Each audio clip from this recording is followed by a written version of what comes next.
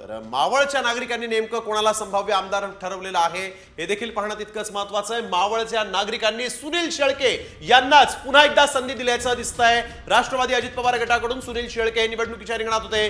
बापू भेगडे यांचं त्यांच्यापुढे मोठं आव्हान होतं। बंडखोर म्हणून बापू भेगडे हे निवडणुकीच्या रिंगणात होते। बापू भेगडे यांना सगळ्या पक्षांनी पाठिंबा दिला होता, तरी देखील आपण बघतोय की सुनील शेळके हेच इथं पुन्हा एकदा विजयी होतील असं सध्या तरी दिसतंय। संभाव्य आमदार सुनील शेळके राष्ट्रवादी अजित पवार गटाकडून निवडणुकीच्या रिंगणात उतरले होते आणि आता संभाव्य आमदार म्हणून दुसऱ्यांदा सुनील शेळके हे पुन्हा निवडणुकीमध्ये विजयी होतील अशी शक्यता आहे। तर बापू भेगडे यांना सगळ्या पक्षांनी पाठिंबा देऊन देखील त्यांचा मात्र इथं पराभव होऊ शकतो असं सध्या दिसतंय। मावळचा गड अजित पवार यांच्या राष्ट्रवादी काँग्रेसनं राखलेला आहे। सुनील शेळके यांच्या विरोधात खुद्द शरद पवार, सुप्रिया सुळे, रोहित पवार सगळ्यांनी झाडून प्रचार केला होता, तरी देखील सुनील शेळके इथं संभाव्य आमदार म्हणून पुढे आलेले आहेत। तर